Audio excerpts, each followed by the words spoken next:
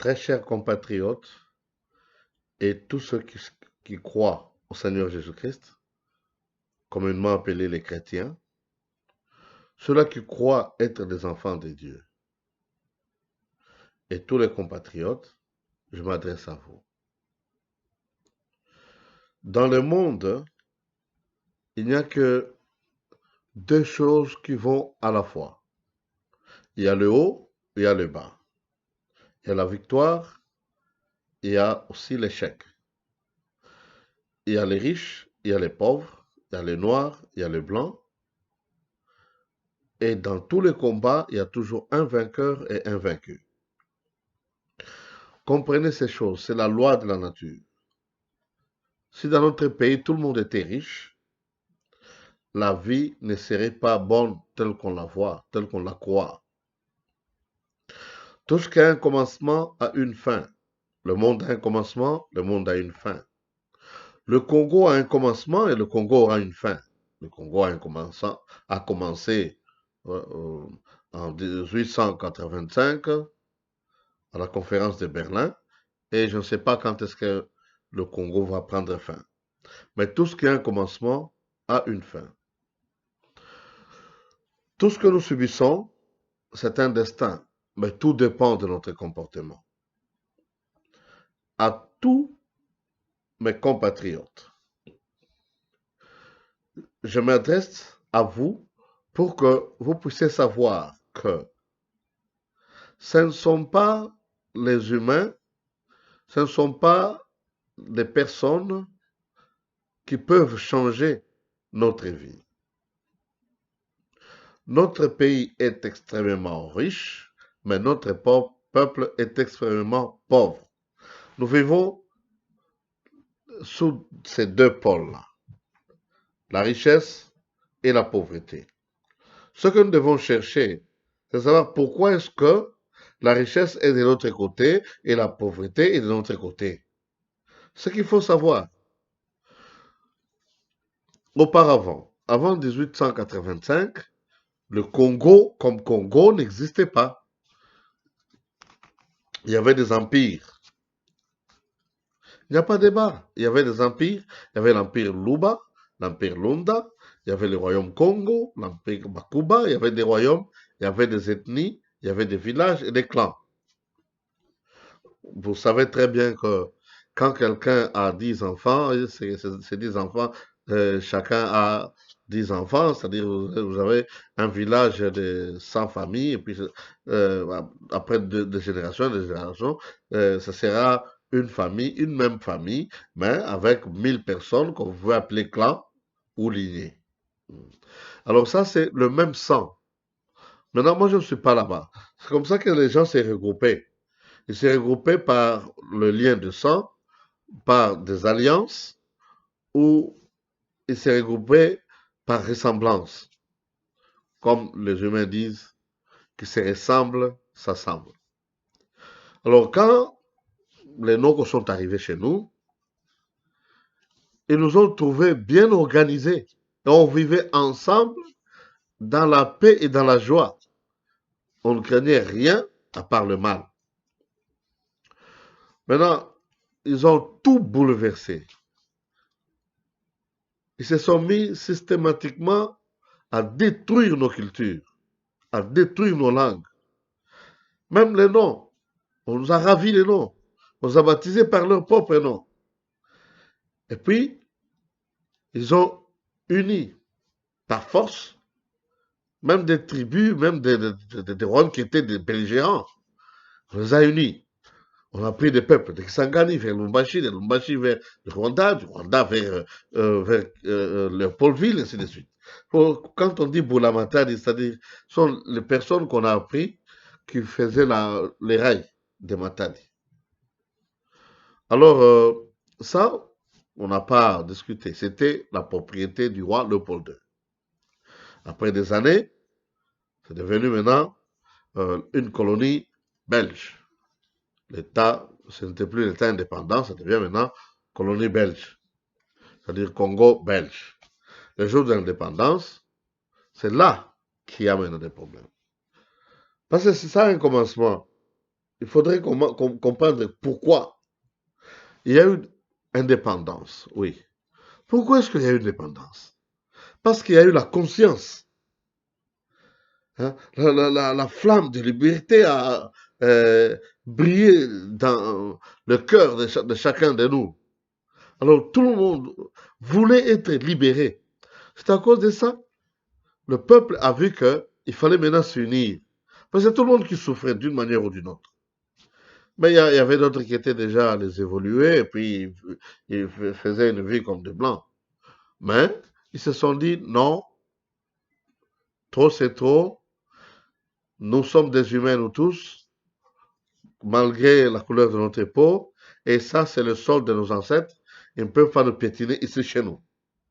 Alors, ils ont fait une révolution. Ils ont lutté. Ce n'était pas par les stylos. La démocratie est autre chose, c'est là-bas. Ils ont leurs méthodes. Ils ne sont pas comme nous. Nous sommes d'abord des frères. Même ceux-là qui se disent Katangé, Kassayen, tout ça, ce sont des frères. Nous sommes des frères, le même sang, la même lignée, le même royaume, ainsi de suite. Nous avons une chose en commun, le Congo, que nous appelons Zaïre. Parce qu'à cette époque-là, quand nous avions eu l'indépendance, tous les dirigeants, il n'y avait aucun universitaire. Ils n'avaient aucune expérience. Ils n'avaient jamais auparavant fait des négociations ou faire des réunions, faire des budgets, des choses comme ça. Ils se sont vus avec tout un grand pays, avec beaucoup de richesses qui entrent. Ils ne savaient pas comment faire avec ces choses. Au lieu qu'ils se mettent ensemble et regarder la destinée du peuple, ils se sont mis maintenant à se régler des comptes. En principe, c'était Tchombe qui devrait devenir président. Mais notre patriarche lui a demandé à ses députés de voter pour Kassavo. Il est devenu président. C'est pas mauvais. C'est un fils du pays, c'est notre père. Quand il est devenu président, l'autre premier ministre, il ne s'entendait pas. Pourquoi? Parce que chacun ne connaissait pas les limites de ses actions. Le premier ministre ne savait pas que pour lui, il fallait qu'il commence à faire des réunions avec ses ministres, faire le budget et faire exécuter le budget, faire exécuter les décisions. Quand ils prennent des décisions, ils votent le budget, mettent ça au Parlement et le Parlement décide, vote sur ces budgets. Et le président, lui, il signe. Mais il y avait maintenant la difficulté entre les deux. Tout le monde se voyait chef. Alors tout le monde prenait une décision et il y a eu maintenant des catastrophes. Au lieu de faire des réunions pour faire des concessions et regarder l'avenir du pays, l'un d'eux a même dit la balkanisation de notre pays, c'est pour demain. Non, ça sera jamais. La balkanisation n'aura jamais lieu. Alors maintenant, ces partisans sont entrés en guerre. C'était ça la solution. Comme pour le moment, les partisans d'autres personnes sont allés en guerre. Et même si nous disons que le Rwanda c'est un pays, le Burundi c'est notre pays, mais nous étions ensemble. Les autres s'unissent, mais nous nous divisons. C'est ça le problème. Tout le monde a l'ambition de devenir chef. Pourquoi? Ici, il faudrait que nous puissions faire attention. L'opposition a pris le pouvoir, soi-disant opposition, a pris le pouvoir. Mais avant les choses, nous constatons que c'est presque la même chose, quand même qu'il y a des petits changements. Quand quelqu'un détourne les biens de l'État, et puis on ne l'arrête pas, il n'est pas inquiété, comme Albert Yuma, comme d'autres. D'autres le condamnent, d'autres le soutiennent, ainsi de suite. Il y a des menaces par-ci, par-là. Oh, si vous arrêtez seulement, nous allons faire ceci. Si vous faites ça, nous allons faire ceci. Maintenant, la solution ici, pour nous, mes compatriotes, nous savons que 80% de ceux qui sont au pouvoir, des gouverneurs, des maires de la ville, des députés, des ministres, 80% ce sont des criminels. Je le souligne très bien, ce sont des criminels. Ils ont pris les armes, ils ont massacré le peuple. Vous le savez bien, les partisans de MLC, le RCD, etc., etc. Moi, je pense que pour qu'il y ait solution, il faut qu'il y ait révolution. Il faut que nous puissions tout changer. Ce que nous avons en commun, c'est notre pays et notre richesse. Si nous combattons, ce sont les autres qui en profitent. Imaginez un peu quelqu'un qui a tué des gens, il a fait bombarder un avion. Il est en vie, il est récompensé. Mais celui qui vole une poule, il est brûlé vif. Celui qui a mutilé sa population, il est vivant. Il y a beaucoup de gens qui étaient des rebelles. La rébellion, c'est quoi? On se rebelle contre le gouvernement. Et on tue qui? On tue nos militaires, nos policiers et les civils. Quand on dit qu'il y a génocide, euh, plus de 12 millions de morts au Congo, qui les ont tués? Ce sont ceux-là qui sont au pouvoir.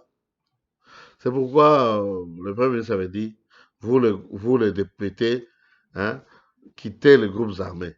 Parce qu'ils sont dans les groupes armés. Et tous les politiciens qui sont à Kinshasa, pour la plupart, ils viennent des groupes armés. Quand ils ont fait des réunions à Sun City, ce sont des rebelles, des gens qui tuaient notre peuple, qui pillaient notre pays. Ce sont ces gens-là qui ont fait les lois.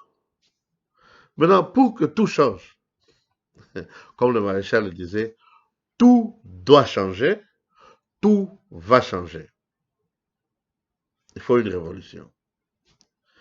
Ce n'est pas par les urnes, non. Il y aura toujours des tricheries, des tricheries.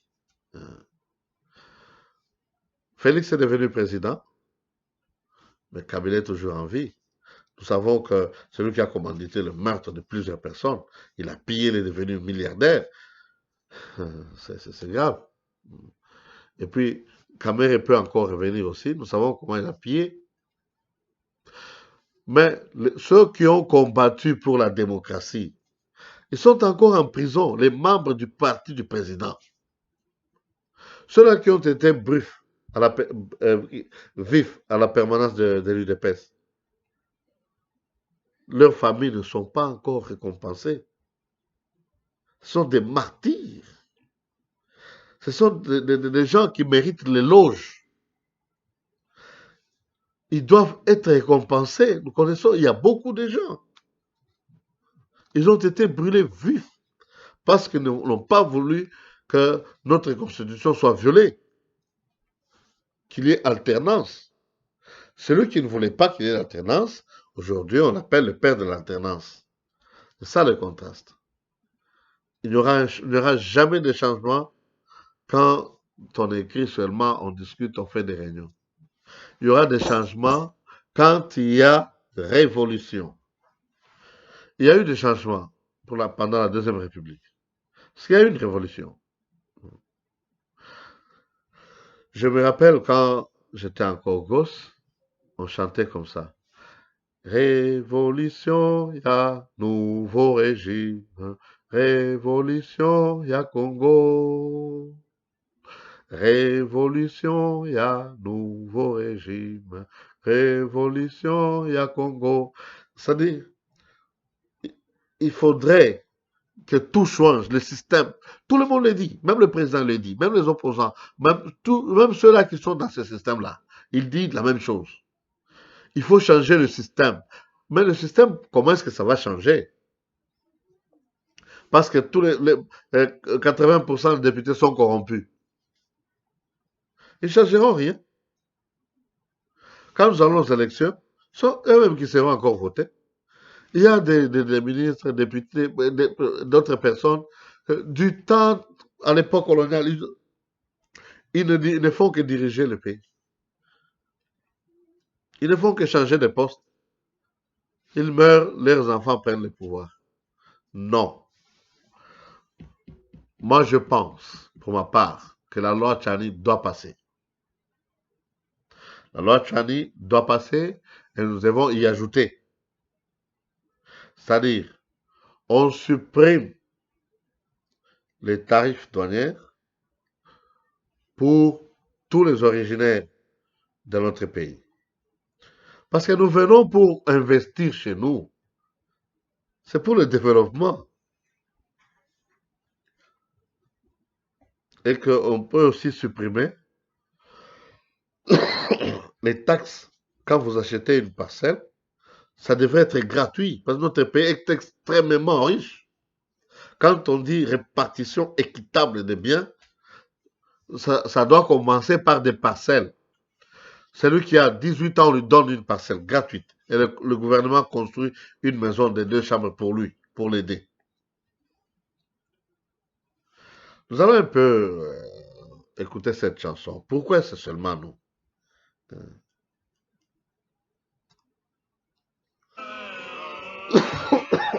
Mes excuses. Hein, Boyoka. Est-ce que c'est à cause de ça? Hein. Ah, est-ce que ça a tout? Non. Ah, faut prier. Hein? Oh.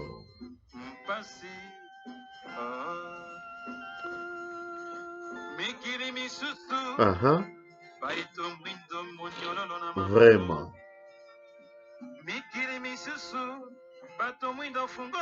Oh, c'est grave. Ah. Ça va continuer comme ça? Non. Oui, jusqu'à aujourd'hui. Ah, ah. C'est lui qui nous a créés. Ah. Baninga misusu akobotama na kati ya bisengo akokufa na bisengo biso mimobange omono mpasi moto mwindo kolia na mpasi kosala na mpasi kozwa na mpasi nzambe osala biso mposo oyo tina nini bandeko tokonyokwa mwana mikili miso tokonyokwa mpona mposo oyo tokoma lokola nani mawa nakotunaka ntina biso tokomonoko mpasi nani asala biso ezali ezomasiya non non non non jamais nzambe te likambo te tokolonga mpasi oyo moto mwindo akomonoko tokoyebaka te bandeko ntango ya kala bazalaki koteka biso na saki ya mbwa bakomaki kotekisa biso lokola bamarchandise tomona mpasi mawa tokotuna kaka na nzambe ayebisa ye nde asala tokolela butu nyonso na nzambe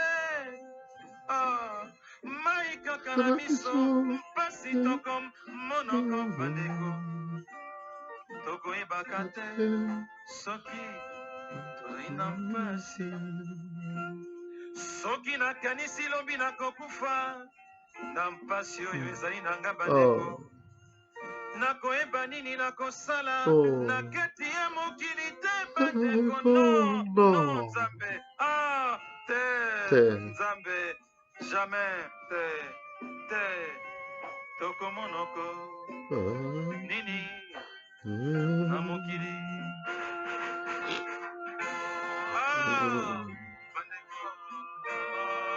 Biso bato mwindo tozali na ntango nyonso mpasi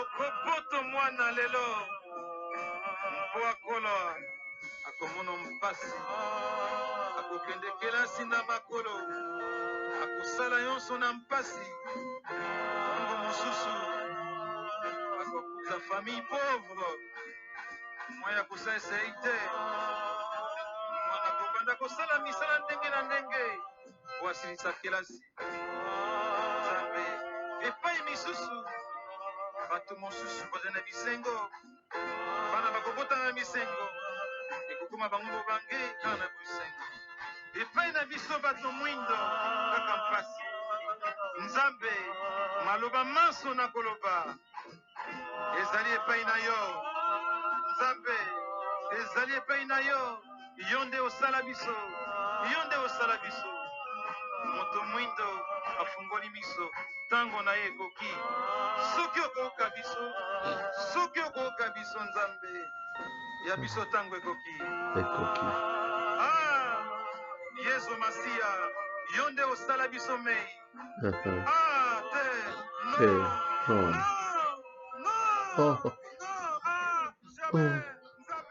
Tokolonga. Vous voyez un peu? Vous voyez? Ça, c'est la vérité. Nos enfants, ils sont nés dans la souffrance. Ils grandissent dans la souffrance. Ils étudient dans la souffrance. Ils terminent ses études, pas d'emploi. Et pourtant, nous sommes le pays le plus riche au monde. Maintenant, je m'adresse à vous, les serviteurs de Dieu, à tous ceux-là qui croient au Seigneur Jésus-Christ. Écoutez-moi très bien. Ce ne sont pas des blagues. Ceux-là qui nous font souffrir, ils ont des puissances de ténèbres dans leurs mains et ils continuent à nous faire souffrir. Et pour beaucoup de gens qui nous dirigent, ils sont dans des loges. Ils utilisent des puissances de ténèbres. Ils n'ont pas de pitié. Pour eux, tuer, faire souffrir, c'est monnaie courante.